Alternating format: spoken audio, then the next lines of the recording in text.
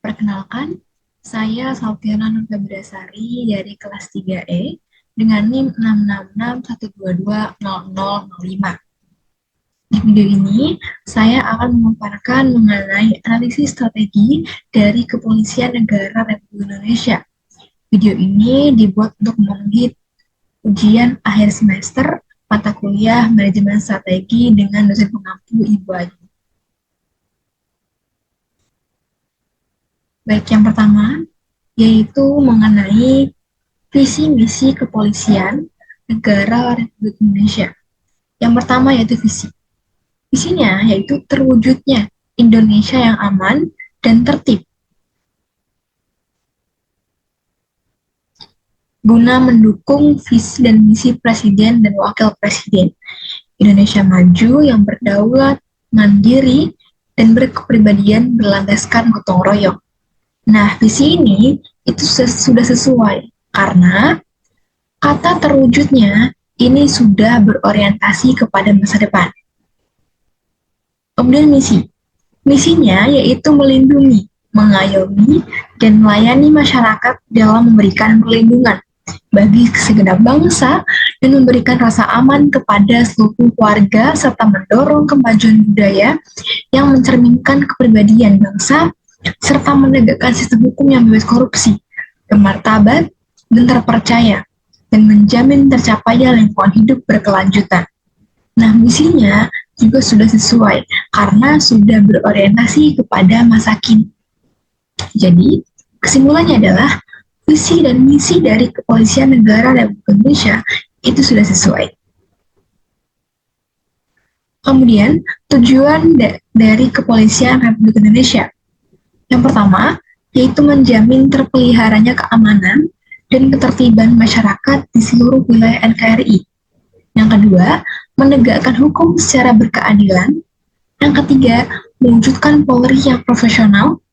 Yang keempat, modernisasi pelayanan Polri. Dan yang kelima, menerapkan manajemen Polri yang terintegrasi. Nah, tujuan ini itu sudah sesuai karena ada keterkaitan dengan misi. Jadi, tujuan apa yang ingin dicapai oleh Kepolisian Republik Indonesia itu berkaitan dengan misi dari Kepolisian Republik Indonesia. Kemudian, sasaran Kepolisian Republik Indonesia. Yang pertama, yaitu keamanan dan ketertiban masyarakat. Yang kedua, pemeliharaan keamanan dan ketertiban masyarakat. Yang ketiga, penegakan hukum secara berkeadilan. Yang keempat, profesionalisme SDM. Yang kelima, modernisasi teknologi. Dan yang keenam adalah pengawasan yang akuntabel, bersih, dan melayani. Nah, sasaran dari Kepolisian RI ini itu belum sesuai karena belum sepenuhnya memenuhi prinsip SMART, spesifik, measurable atau dapat diukur, achievable atau dapat dicapai, reasonable atau masuk akal, dan time bound atau ada batasan waktu. Kenapa sasaran ini belum tercapai? Belum sesuai karena belum memenuhi prinsip SMART, yaitu time bound. Jadi time bound-nya atau batasan waktunya belum ada. Jadi belum sesuai. Kemudian masuk kepada IFOS dan EFAS. IFAS adalah suatu bentuk analisis strategis dari faktor-faktor internal organisasi atau perusahaan. Analisis ini perlu dilakukan untuk mendapatkan potret kekuatan dan kelemahan organisasi atau perusahaan. Kemudian EFAS adalah suatu bentuk analisis strategi dari faktor-faktor eksternal organisasi atau perusahaan. Analisis ini perlu dilakukan untuk mendapatkan potret peluang dan ancaman organisasi perusahaan. Nah, ini merupakan faktor EFAS-nya atau faktor eksternalnya dari Kepolisian RI, di mana itu dapat dilihat dari kekuatan dan kelemahannya. Kekuatannya, yang pertama, masyarakat kooperatif dengan Polri yang memiliki bobot 0,101 ratingnya 8 dan skornya 0,811. Kemudian yang kedua, perbaikan persepsi publik melalui media dengan bobot 0,104 dan rating 7, kemudian skornya 0,730. Yang ketiga, kerjasama dengan stakeholder terkait, bobotnya yaitu 0,096, ratingnya 7, dan skornya 0,672. Yang keempat, intensifikasi komunikasi Polri di medsos dengan bobot 0,096, rating 7, dan skor 0,670. Yang kelima, pembentukan FKPM Saber Begal dengan bobot 0,100 dan rating 8, kemudian skornya yaitu 0,799. Kemudian, dilihat dari kelemahannya. Yang pertama itu residivis kejahatan jalanan dengan bobot 0,105, rating 2 dan skor 0,210. Dan yang kedua, senjata api legal dengan bobot 0,101, ratingnya 2 dan skornya 0,202. Kemudian yang ketiga, bom ikan bondet, bobotnya 0,099, ratingnya 2 dan skornya 0,197. Yang keempat, jaringan pelaku kejahatan dengan bobot 0,103, ratingnya 2 dan skornya 0,206. Dan yang kelima, senjata tajam dengan bobot 0,095, ratingnya 1 dan skornya 0,095. Dan ini dari analisis SWOT EVAS ini itu total bobotnya ada 1 dan total skornya adalah 4,59. Nah, kemudian kita membahas mengenai faktor IVAS pada kepolisian RI atau faktor internalnya, di mana faktor internal itu dilihat dari peluang dan ancaman. Yang pertama itu peluang. Peluang itu terdiri dari satu, kebijakan Kapolres dengan bobot 0,113 dengan rating 8 dan skor 0,902. Kemudian yang kedua, sarana dan kebijakan sarana dan prasarana dengan bobot 0,100, ratingnya 6 dan skornya 0,599. Yang ketiga, dukungan anggaran, bobotnya yaitu 0,105, ratingnya 8 dan skornya 0,842. Kemudian manajemen kegiatan dengan bobot 0,093, ratingnya 8 dan skornya 0,745. Yang kelima yaitu manajemen media, bobotnya 0,097, ratingnya 8 dan skornya 0,779. Ancamannya, yang pertama itu patron proaktif, bobotnya 0,097, rating 2 dan skor 0,195. Yang kedua, sinergi dengan masyarakat di medsos dengan bobot 0,095, ratingnya 3 dan skornya 0,284.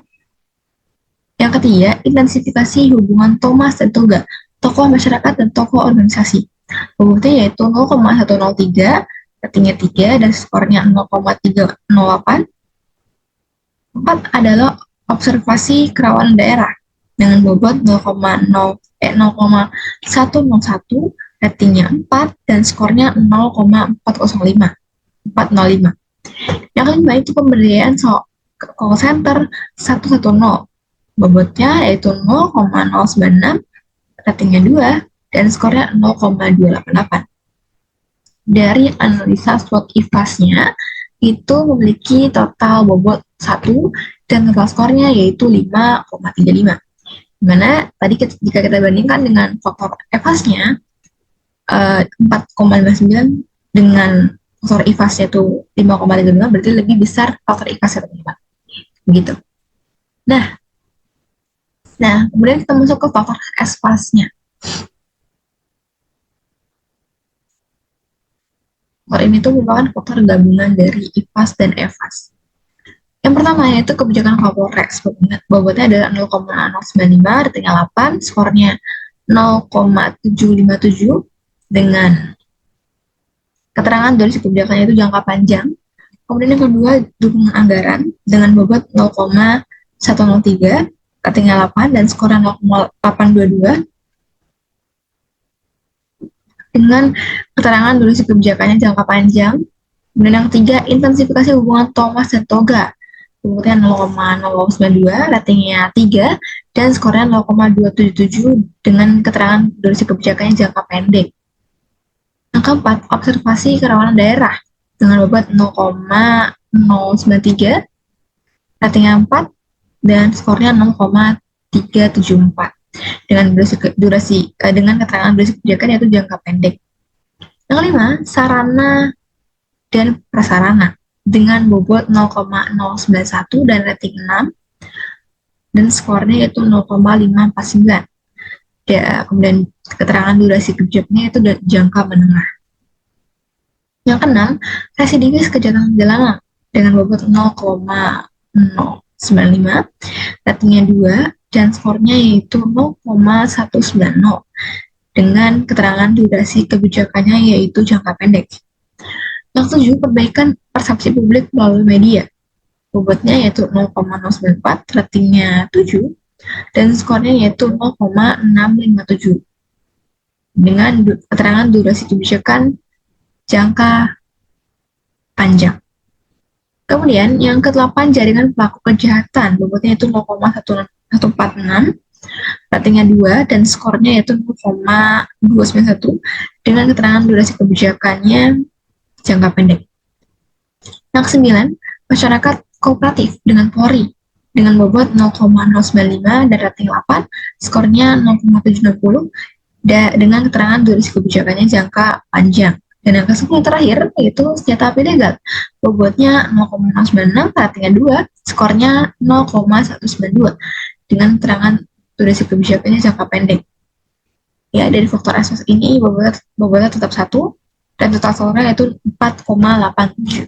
Nah, ini merupakan kuadran analisis SWOT Kepolisian Republik Indonesia, di mana di kuadran 1 itu mendukung strategi yang sifatnya agresif.